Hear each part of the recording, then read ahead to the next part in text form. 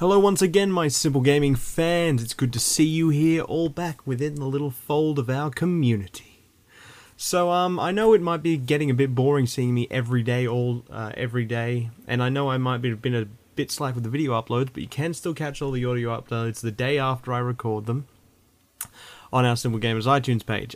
Anyway, yes, so I am very sorry about being late with the video uploads, but they've been repeatedly failing for some reason on YouTube. So, I updated my browser, and I'm using an incognito window because I use Chrome, so hopefully that'll stop it from happening. So basically, today I have 4 main things I'd like to discuss with you guys, and after that, for the rest of the week, we'll have some more in-depth conversations with other people in the kind of window theme that I had with Trent in our first one. So, first on our list is the news of some DLC coming out. Now, I don't know how many people would have heard this, but the DLC that's coming out will only be available on the Xbox for the first 30 days of its release. Now, as a PC sort of centric person, that's a bit annoying for me, and I kind of think it's a bit of a screw you to the PC community that most of Bethesda's audience comes from, if you will. I mean, how many people bought Oblivion and Skyrim on Xbox compared to those who bought it on PC, and who would not buy it on PC, frankly? So, talking about DLC, personally I've been thinking about it a little, and I hope it gives us access to either another area of Skyrim itself, or even, preferably for me, if it's a big enough DLC drop, if it's not just a quest, if it's sort of going to be... If it's not just a quest chain, I'd hope to see some more interaction from the other provinces and maybe some more news of stuff that's going on, because, I mean, hell, we don't know what's going on unless you've read the books. Otherwise, it's just sort of vague hints. And I do have the book. I have this book that I got from Game in Australia, because I pre-ordered it. It's called The Infernal City. It's very good so far. I'll talk about that a bit later as well. So, DLC. I am hoping that in the future they'll do a big drop similar to what they did with Shivering Isles, maybe adding in a new province. Hell, I would like to see them actually expand Skyrim into all the other provinces if they could do that before they release another game. So if they do add another province eventually, I kind of hope it would be, not Cyrodiil, we've been there last time. I hope they'd put us into Hammerfell with this whole rebellion thing that's going on there, which would be very interesting to go through. So, whatever you think they should put in next, why don't you just drop me a hint down in the comment box here, and I'll bring it up next cast, or hell, even in the podcast at the end of the week, and see which province gets the most votes as to what they should expand into next if they do that. So another thing I'd like to talk about would be the never-ending story idea that Todd Howard was talking about a little while ago. Now, it's brought up a lot of comparisons in the media to Minecraft and the way it procedurally generates terrain. One of the things I kind of like about this idea is that it'll let the game go forever. However, one of the issues with it is that eventually these quests would presumably either start repeating themselves or get boring because they don't really have a wider scope story associated with them, which I guess is the point of DLC. So it's not really much of a topic as such for me to talk about, but I'd like you guys to give me your opinions on what you think of the idea of this whole never-ending story, where story content is just procedurally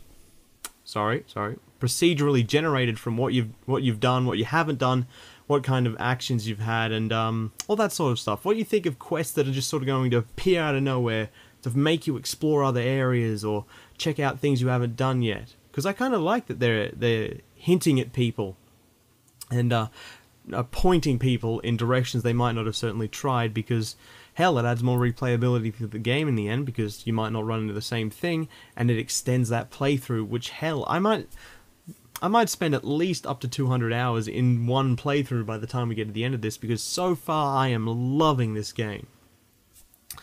On that sort of topic of quests and questing, the scope of quests, I don't know if people have noticed that, but aside from the fact that the quests themselves have really sort of wide storylines that'll take you to a variety of places, and hell, I mean, they drag you all over Skyrim itself. I bet you're all probably noticing, or at least those of you who are playing the game, that the quests themselves, there are so many. There are quests everywhere, from little ones that are just sort of fetch quests, to the bigger sort of stuff that you might run into just randomly out in the wilderness. I mean, one of the best examples I could probably give is I was running to a tower to save a kid who'd been captured by the the Thalmor. And on the way there, riding my horse, galloping along, I run into a mercenary who's covered in dwarven armor, which I obviously wanted to steal, who's like, I've just gotten the hint that there's something important going down where a sellsword might be needed. And I'm like, you gonna tell me? She's like, no. And then she ran away. That's the sort of thing where if I had been bothered to pursue her, it would have been really interesting to see what was going on. And I'm really impressed with the scope of questing and the amount of content they've managed to cram into, to me, what seems to be a smaller area than Cyrodiil. Skyrim itself, at least from what I've seen, seems to be a more compact area, and they've squished so much content into it that the first 3 days I've been playing this game, that I honestly have no idea where to start with it all. I can always do the main quest line, but what if I don't want to get through that? I mean, what if that kills all the dragons forever, and I still want to fight dragons while I'm out questing, so what do I do? It's the kind of thing I really enjoy in an open world game, and there are so few open world games that even bother with putting that much content into their game. Grand Theft Auto doesn't have much content. Saints Row has a slightly higher level of content.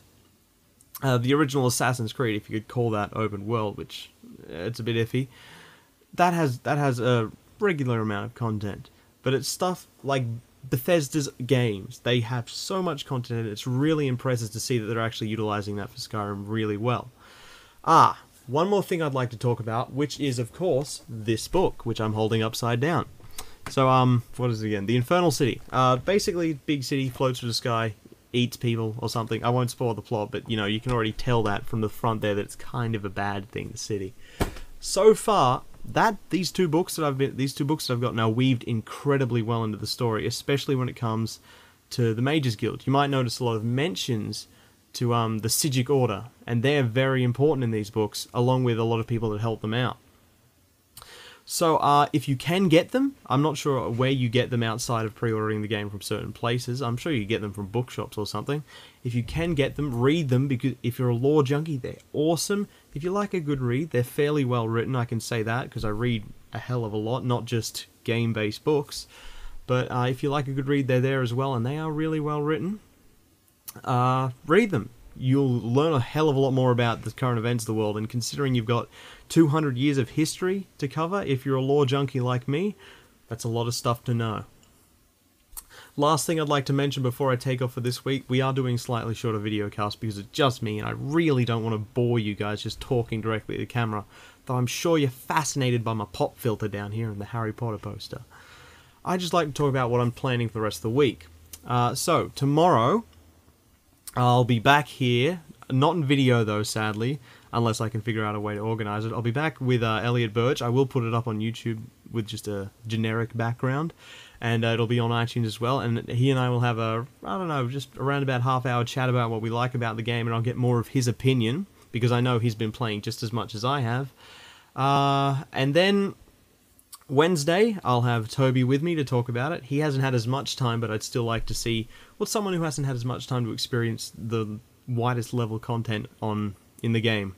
I'd like to see what he's feeling about it so far, because I know he has a few complaints that he'd like to register, just as most people would have a few complaints. And then, of course, that brings it to Thursday, which will hopefully... I'll be back here, I'll talk to you guys for about 10 minutes like I am doing right now, and that leads us to Friday, which finishes off a whole week of podcasts, if you can imagine that, and hopefully I'll have them all up by the time the week is done. I'm really struggling at the moment leaving my computer on at night thanks to shitty internet speeds. It takes a long time to then encode and then spend 3 or 4 hours uploading video footage, especially with the first one, which was DSLR. So, I hope you guys are enjoying all these. The song will be back in this episode. I've decided to put it in every second, just because it's ever so slightly embarrassing. But that brings me to the end of this. Enjoy the rest of your week. I hope you are enjoying these videos. Leave me comments, feedback, whatever you feel like the video, subscribe to my channel, because we'll definitely be having more things, and there are a lot of things I'm considering doing with Skyrim. So, enjoy the rest of your day, your week, and I hope you're loving the new games that have come out, unless it's Modern Warfare 3.